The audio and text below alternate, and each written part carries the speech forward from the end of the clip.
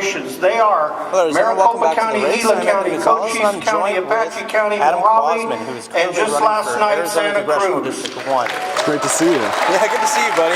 Take your time, take your time. Here is currently my state representative. My resolution starts out with sadness and humility.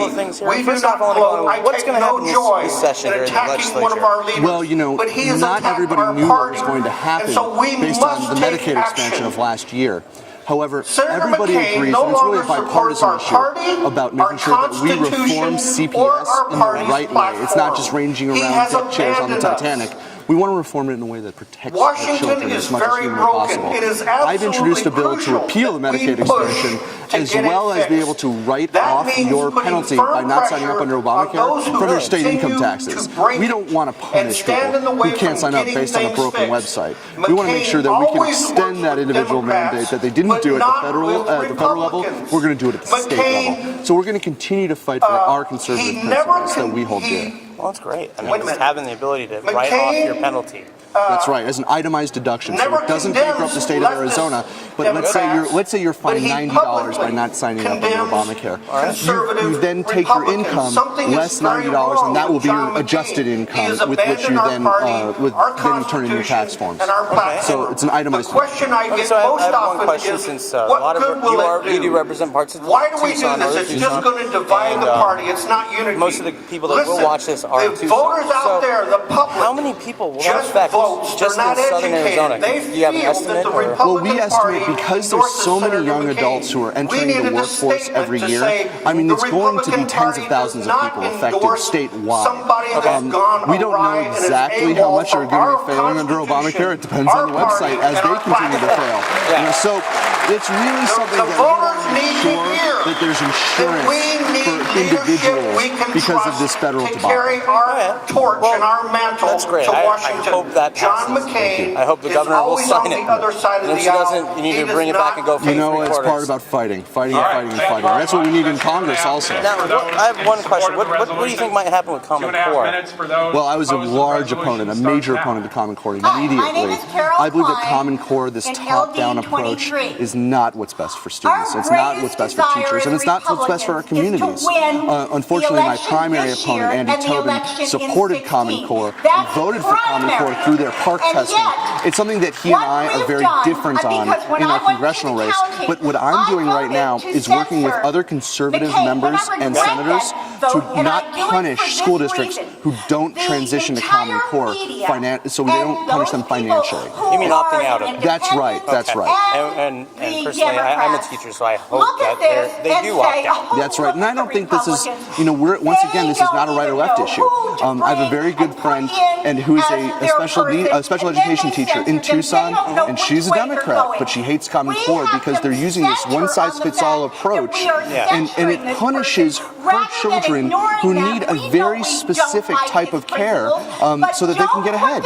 But this top-down government bureaucratic approach, whether it's No Child Left Behind, Common Core, it's the wrong way forward.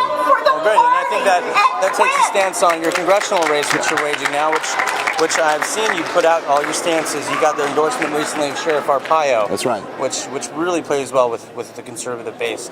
What else are you championing that you are different from your primary opponent? Well, Andy Tobin wrote his own Medicaid expansion bill when it came to Obamacare in Arizona. I was one of the leaders who stood up to even our own party and our own governor against the Obamacare Medicaid expansion. So on that alone, who is going to go to Washington and who's going to fight for our conservative principles? There's no question on who has stood up against our own party in Arizona. I'm a big fan of looking at our record, see where we're at.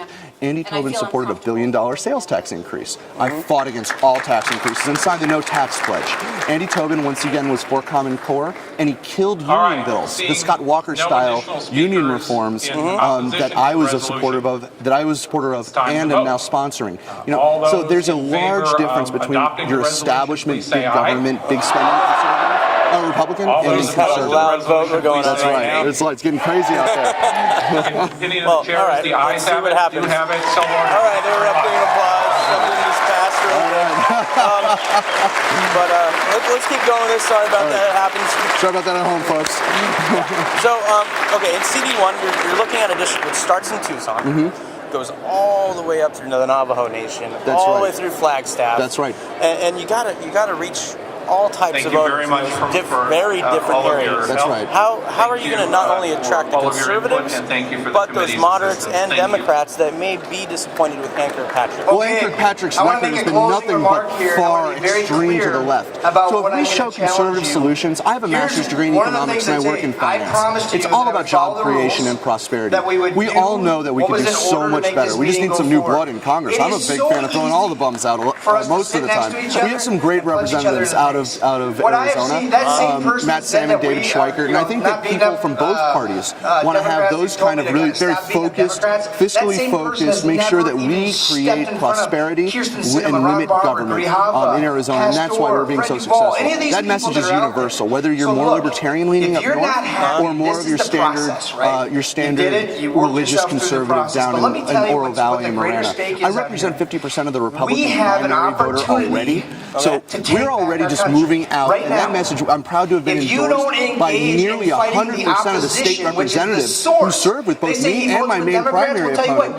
They've endorsed me throughout CD1 almost unanimously. All the CD1 state representatives who are Republican supporting this campaign, and we were able to introduce ourselves throughout Flagstaff, throughout Sedona, and throughout Show Low and Snowflake, and places that I don't represent in the state legislature, but the message of liberty is universal. They also look at us so let's say you make it through, Adam, as buffer, and as you're going protection. against Ann So when they're Kirkpatrick, faced with making how are you difficult going to votes, do they what know Jonathan somebody's got Payton their can do in back. 2012? Instead of all Well, of there's our a electeds misconception working out in a there little about bit of a Jonathan bubble, Payton's loss, and which they we have for studied many, many the years. numbers Let's coming out bring them in and to say, the precincts if you before we decided to get into this support the Republican values race. and the The principles of misconception this is that party, Jonathan we've Payton got lost this your back race no matter in what. Navajo area, up by the reservations, because those were the last votes to come in. It's really not true. While Jonathan Payton did not win that area, he didn't lose by anywhere close to what it would have cost him the election. Payton lost this race in Pinal County and Pima County. While he won those areas, he did not win it by anywhere close to the amount that he needed to maximize those votes, where he knew he wasn't going to win in other areas. So the goal is maximizing the votes where the Republicans are, holding your own in the north, and we have it. If I do as well as Jonathan Payton did up north, and as well as I did down south for the state legislative seat, we mathematically win the election. So it's all about micro-targeting and math, and that's, I think, an important aspect of being young and understanding the finance and economics, even elections on the micro level. That's how we're going to win this. And that's what I do a lot of. I'm an analytical chemist, which is all numbers as well. Well, you get it. Yeah, so I do understand. A lot of viewers are probably going, what the heck are they talking about? We're talking about making precipitates, but at the electoral level. Yes. Okay, that's a way to put it. I want to read the memorials. There's a long list. So you know we're a bunch of wonks out here. There's some good guys who are in the state legislature. Let me tell you. Well, let's talk about one of the bills that I've recently looked at that I really wish would have gone through, which was a consumption-based tax system. Yes. That you have proposed. Yes. Which was similar to what we would call a fair tax. That's right, but for the state of Arizona. Exactly. Abolishing the state income tax and treating every sales and also services that act as final goods. So, for example, your oil change, which you're currently not taxed for, we're going to throw a little bit of tax on there, but repeal the entire income tax. I mean, so what this does is put so much more money into people's pockets and create this prosperity and a way for those who are least fortunate among us to be able to really raise up, so they're not punished for as they move up in their own salaries and their own careers. It would have been an excellent idea. Unfortunately, the speaker really didn't give it the juice that it needed. But I think in the future, with some of our gubernatorial candidates, I know Doug Ducey has specifically told me that he's interested in that.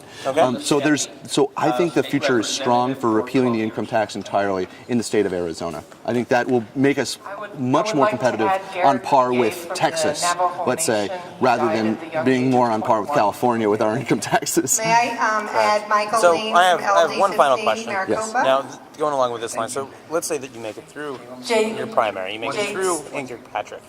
What is going to be the first thing that you would want to present in Congress? It's a great question, and we have to fight to repeal Obamacare at all costs.